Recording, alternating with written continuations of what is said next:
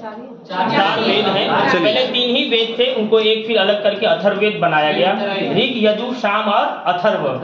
तो चारों वेदों में यहाँ पे पहले ऋग्वेद सबसे प्राचीन वेद है, हम लोग परिचित हैं। इसके जो मतलब जो वेद है ना, वो किसी ने लिखा नहीं है, रचयिता नहीं है वेद के। मतलब ऋषि मुनि लोग ध्यान करते थे और ध्यान में उनको मंत्र जो है वो दिखाई देता था, इसलिए ऋषयः मंत्र द्रष्टा है, ऐसा आया है। ऋषि किसे कहते हैं? तो जो मंत्रों को अपने ध्यान में देखे उसे ऋषि कहते हैं। इसलिए जब धनुर्विद्या इत्यादि सिखाई जाती थी तो उसमें मंत्र दिया जाता था, कोई बाण निकाल के नहीं दिया जाता ये लो तुम्हारा ब्रह्मास्त्र, मंत्र दिया जाता था।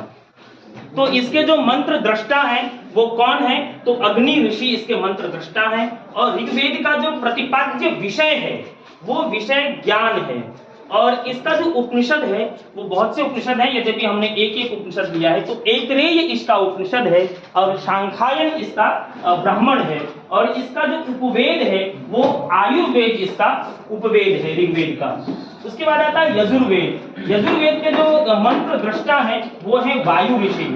और इसका जो प्रतिपाद्य विषय है वो है कर्म। और इसका जो उपनिषद है वो है ईशोवास्योपनिषद। और इसका जो ब्राह्मण है वो सतपथ ब्राह्मण है। और इसका जो उपवेद है वो धनुर्वेद है। उसके बाद तीसरे नंबर पर आता है सामवेद। सामवेद के जो मंत्र दृष्टा ऋषि हैं वो है आदित्य ऋषि। और इसका जो प्रतिपाद्य विषय है वो उपासना इसका प्रतिपाद्य विषय है। इसका उपनिषद वो छांदोग्योपनिषद है। और इसका जो ब्राह्मण है वो तांड्य ब्राह्मण है। इसका जो उपवेद है वो गंधर्व वेद है। इसलिए जो संगीत है, जो शास्त्रीय संगीत है वो सामवेद से लिया गया है। जो अंतिम वेद है वो अथर्ववेद है। अथर्ववेद के जो मंत्र दृष्टा है वो अंगिरा ऋषि है। और इसका जो प्रतिपाद्य विषय है वो विज्ञान है। और इसका जो उपनिषद है वो मुंडोपनिषद, प्रश्नोपनिषद और मांडुक्योपनिषद, ये 3 उपनिषद इसके आते हैं। और इसका जो ब्राह्मण है वो गोपथ ब्राह्मण है।